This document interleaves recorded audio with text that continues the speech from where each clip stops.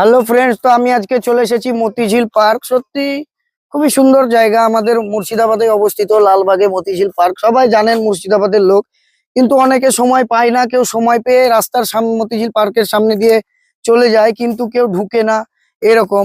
আমরাও কতদিন আসি, ঢুকি না, চলে যাই কাজের সূত্রে, সামনে দিয়ে যাতায়াত করি, বাট ঢুকতে হয়তো ইচ্ছা করে না কিংবা সময় থাকে না। কিন্তু সত্যি করে বলছি, একদিন সময় করে বিকেল বেলা এসে দেখুন যে মতিঝিল পার্কের ভিউটা অনেকই সুন্দর।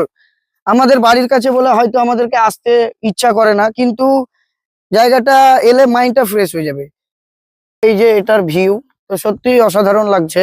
এখানে স্পিড বোটও আছে, এই ঝিলে আর কি। স্পিড বোটে করে তোমরা ঘুরতে পারো, পুরো মতিঝিলের চারপাশটাকে এনজয় নিতে পারো।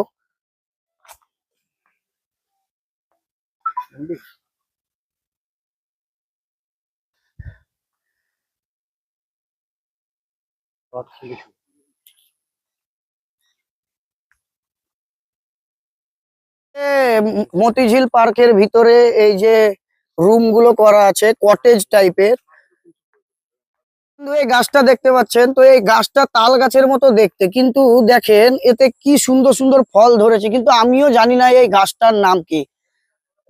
যদি কেউ এই গাছটার নাম জেনে থাকো তো কমেন্টে জানাও। কি সুন্দর সুন্দর ছোট ছোট ফল, কিন্তু গাছগুলো দেখতে অনেক সুন্দর, কিন্তু তাল গাছের মতো। এইটা হচ্ছে মতিঝিল পার্কের ভিতরে কটেজ আছে, যে কটেজ গুলো আর কি ভাড়া পাওয়া যায়। এটা কেউ হানিমুনে এলে কিংবা হয়তো ঘুরতে এলো।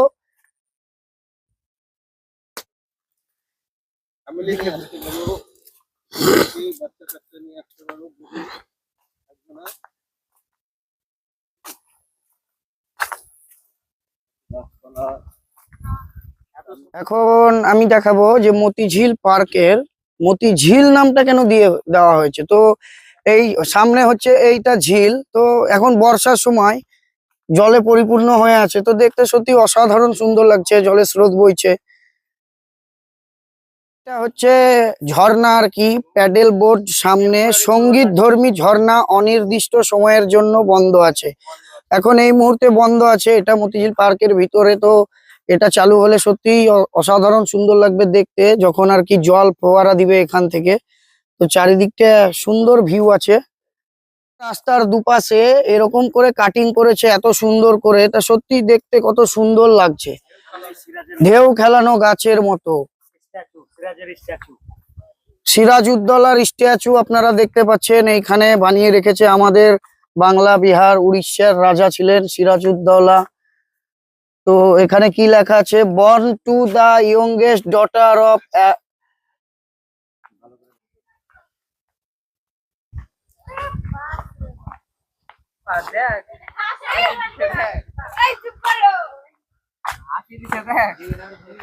ষড়যন্ত্রের পটভূমি। 1756 খ্রিস্টাব্দে বাংলার মসনদে নবাব সিরাজউদ্দৌলার অভিষেক নবাব বংশে অসন্তোষ ও শত্রুতা সৃষ্টি করেছিল, যা ইংরেজ কোম্পানির সঙ্গে অন্যান্য বিরোধী শক্তিগুলিকে সংযুক্ত করে তাকে সিংহাসনচ্যুত করার মঞ্চ প্রস্তুত করে। নবাবকে ক্ষমতাচ্যুত করতে যারা এই ষড়যন্ত্রে উল্লেখযোগ্য ভূমিকা পালন করেছিলেন: মির্জাফর, নবাব আলীবর্দী খাঁর ভগ্নিপতি ও নবাব সিরাজউদ্দৌলা। প্রধান সেনাপতি মির্জাফর নবাবী লাভের উদ্দেশ্যে পলাশির যুদ্ধে নবাবকে ভ্রান্ত পরামর্শ প্রদান করে পরাজয়ের পথ সুগম করেন এবং পরবর্তীকালে তিনি বাংলার নবাব হন। 2 নম্বর, ঘসেটি বেগম। নবাব সিরাজউদ্দৌলার খেয়ালি মাসি ঘসেটি বেগম ছিলেন আলীবর্দী খাঁয়ের জ্যেষ্ঠা কন্যা। তিনি সম্পদশালী এবং ক্ষমতাশালী হওয়ার ফলে সিরাজকে সিংহাসনচ্যুত করার লক্ষ্যে নবাবের বিরোধী শিবিরে প্রচুর অর্থ প্রদান করেন এবং মির্জাফর ও ব্রিটিশদের সঙ্গে একযোগে কাজ করেন। 3 নম্বর, জগৎ শেঠ। মারোয়াড়ি জৈন পরিবারের সদস্য এবং নবাবের মন্ত্রিসভার অর্থমন্ত্রী ছিলেন। তার অর্থনৈতিক শৌর্য মুঘল সাম্রাজ্য তাকে বিশ্বের অর্থ সম্ভারে অদ্বিতীয় করে তুলেছিল। যুবক নবাবকে অপসারণ করতে তিনিও ষড়যন্ত্রে লিপ্ত হয়েছিলেন। William Watts. British east India কোম্পানির কাসিমবাজার বাণিজ্য কেন্দ্রের মুখ্য পদে আসীন ছিলেন। নবাবের স্বভাব প্রবেশদ্বার তার কাছে উন্মুক্ত থাকায় তিনি নবাবের বিরোধী শক্তির সঙ্গে নিঃশব্দে যুক্ত হয়েছিলেন। Lord Clive.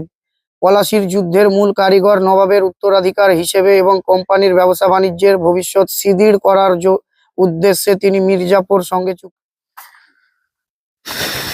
এটা হচ্ছে লোটাস পন্ড, পদ্মপুকুর।